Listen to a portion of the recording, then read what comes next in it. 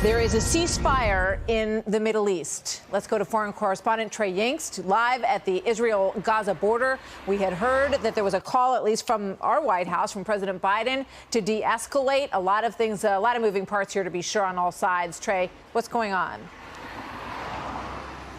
Martha, good afternoon. Breaking this hour, the Israeli Security Cabinet just finished a 3-hour meeting and has decided they will announce a ceasefire, according to Israeli media, at 2 a.m. local time with Hamas. This comes after 11 days of fighting between the two sides. And according to local media reports, Israeli Prime Minister Benjamin Netanyahu, along with his defense minister Benny Gantz, will work along with an Egyptian delegation who got this ceasefire together, hammering out the details of the agreement. But again, less than 4 hours from now, there should be a ceasefire between Israel and Hamas. The death toll in Gaza was rising. In Israel, more than 10 people were killed as a result of the violence that erupted over the past week between Israel and Gaza. More than 4,000 rockets fired toward the Jewish state. So this is a sigh of relief for the region that's really just been focused on this conflict over the past week and a half.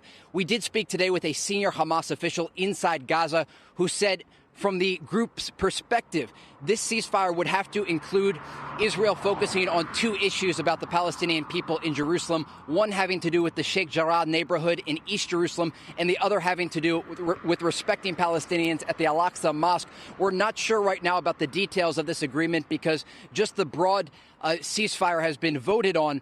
We will get more details in the coming few hours. But again, the news breaking right now, the Israeli Security Cabinet meeting tonight after 3 hours and deciding unanimously there will be a ceasefire agreement starting at 2 a.m. local time. If the past is any indication, though, the region will be focused on the details of this agreement and watching very closely to see if Islamic Jihad or Hamas decides to fire rockets after that 2 a.m. time, at which point we could see the deal unravel. It will be very, very tight, and people will be focused to see what happens tonight. Martha? A tenuous moment, to be sure, on the Israel-Gaza border. And as Trey reports, it will be in the details in terms of what's in that agreement and if it holds between Israel and Hamas. Thank you very much, Trey Yingst, reporting live with that breaking news.